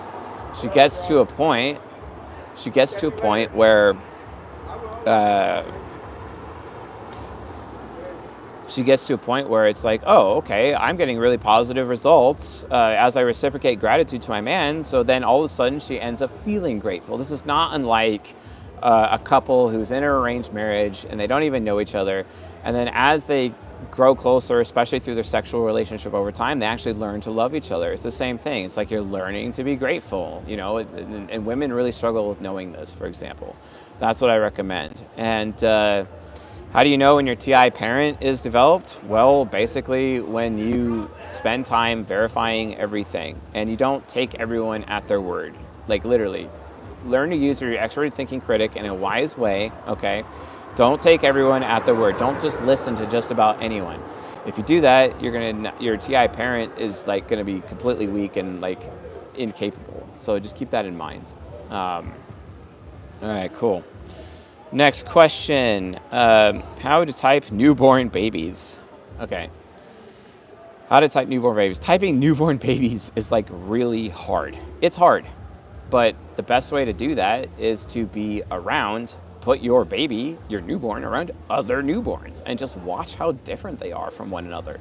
And then put them around children up to 2 years old and just look at how all the different children in this group actually behave. And as they behave, you'll be able to see different behaviors. And in terms of the type grid, interaction styles, temperaments, some of these things will actually start to come true. Look at the octogram, look at cognitive origins, which babies are exploring more than others. Like eventually, if you spend enough time, you'll be able to collect traits of these very, very young children and actually be able to determine their personality type. It just takes time and effort. That's all it is. And you able to see other children, other small children that they are around, to be able to compare and contrast with. That's how you type small children. Okay, that's literally the process. Everyone tells me how crazy I am for claiming that I can type babies, but it is a fact. It is true. No one can accept that, and people who can't accept it are people who are either not willing to put in the work or the effort, or they're just ignorant. And that's not my fault. That's their fault. Okay, like seriously. All right.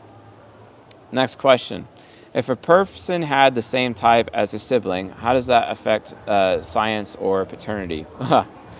Here's the thing. If they're not mistyped and they have the exact same type as their sibling, chances are that their father, they have different fathers, basically.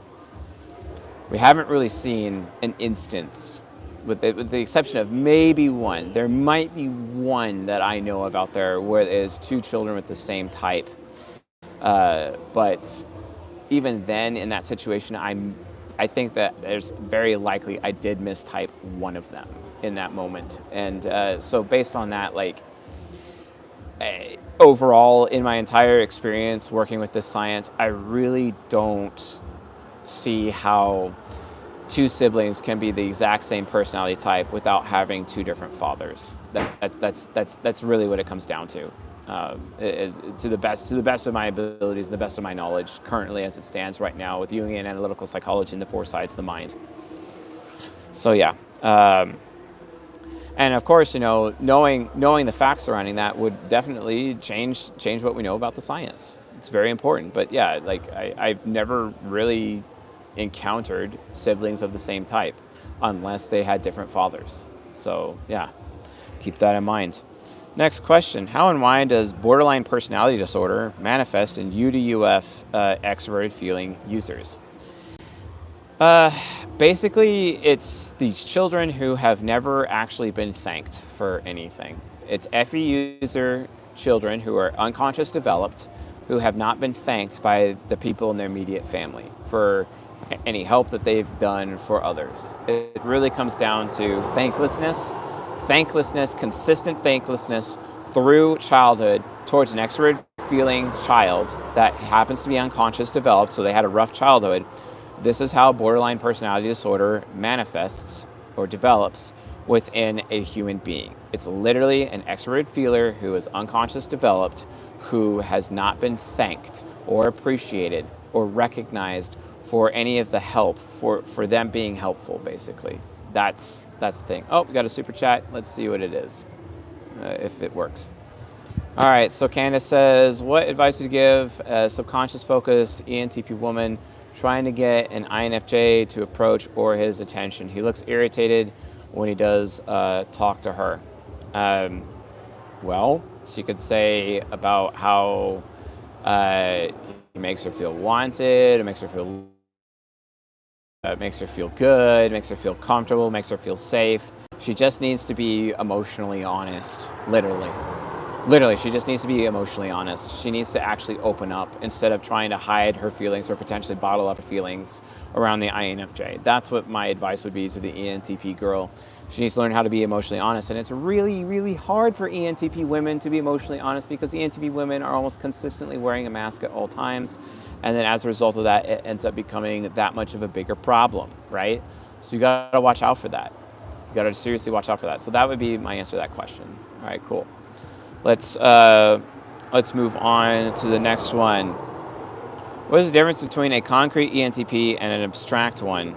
Basically, whether or not the ENTP is SDSF or UDUF. If he or she is SDSF, they're hella invested in their ISFJ side, so they're a bit more concrete. If they are UDUF, they're more invested in their ESFP superego, so then they are more concrete. That is the answer to that question. All right, cool. And then let's see here. How can a UDUF ISFP become rich? Well, stop trying to solve problems and instead learn marketing. Like literally, learn marketing. And find a need and fill it. Use your expert sensing parent. Find a need that other people have and fulfill that need and learn marketing in the process to be able to deliver the solution to that need. And focus on fulfillment. That's literally what it is. Okay, that is the answer to that question. Okay, that is how a UDF ISFP becomes rich. Read Launch by Jeff Walker, 2nd edition. Okay, also read every book ever written by Russell Brunson, Brunson. Russell Brunson. Also read The 7 Habits of Highly Effective People. That's a really good one. And Extreme Ownership by Jocko Willink as well. Highly recommend that as well. These books will get you what you need. And then also read the book Think and Grow Rich by Napoleon Hill. Think and Grow Rich. And then also Crush It by Gary Vaynerchuk. If you read all these books, you'll have all of the tools that you need to actually get started. Find a need and fill it. It's not hard. Okay, that's how you can get rich as an ISFP who's UDUF. So next question is, what systems do subconscious developed ISFJ males make to be successful? Well, financial systems for one, ways of doing things. Basically, any type of procedure or process that you create in your life to make your own life easier, share those systems with other people, okay? And that could be like a system that you created, a procedure that you created to clean something, make it easier to clean something, okay? That's a great example. Or maybe a procedure that you created with filling out a particular spreadsheet, right? That's a system. Anything from an ISFJ perspective can be reduced down to a system. As long as it is making your life easier, that means it could actually make someone else's life easier in the process.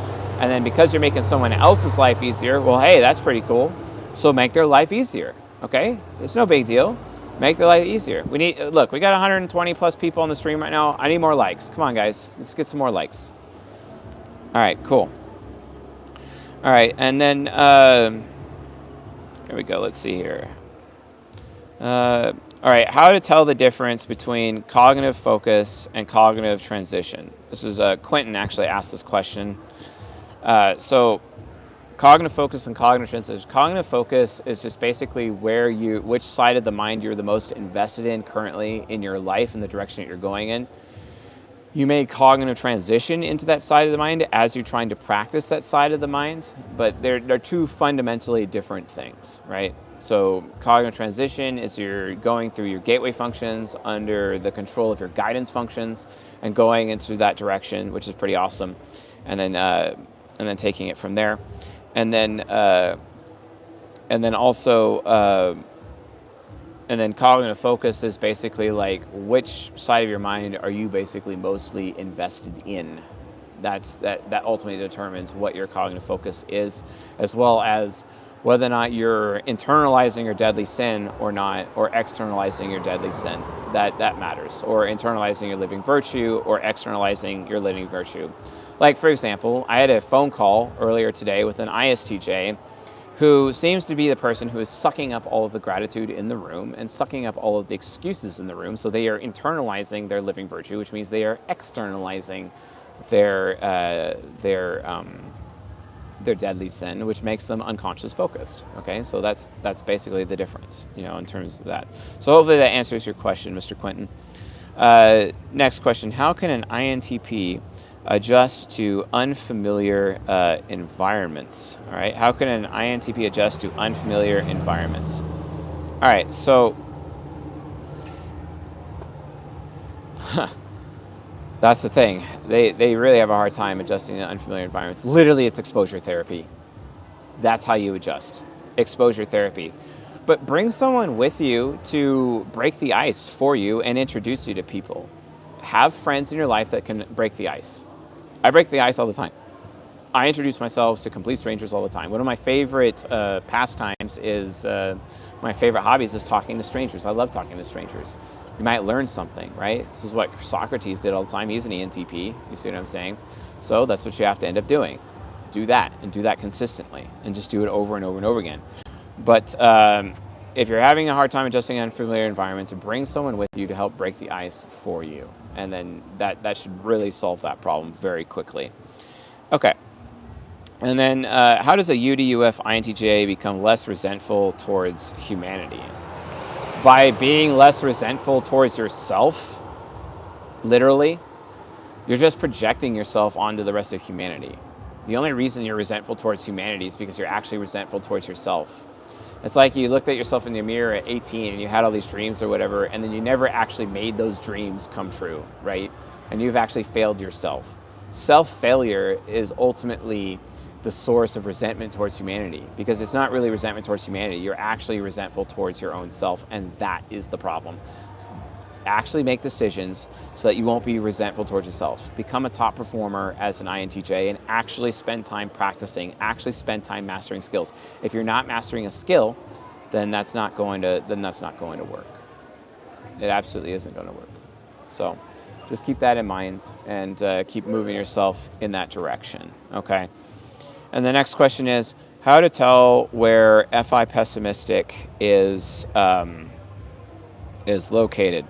So this question was asked to me by an INTJ woman who is a member of the community. I actually called her and told her that the answer to her question. But the thing is, though, is that just follow the type grid and obviously octogram, and learn how to type people. Use the How to Type Yourself course. But what I had to explain to this woman is that what she is seeing as FI pessimistic, it was actually FI optimistic from an FI trickster, because EP who is unsure about how they feel, and because they're unsure of how they feel, it looks like FI pessimistic, when in reality it's just a trickster function. She's conflating FI pessimistic with FI trickster, actually, and that's what's going on. So just keep that in mind. That's really what was really happening there. Okay.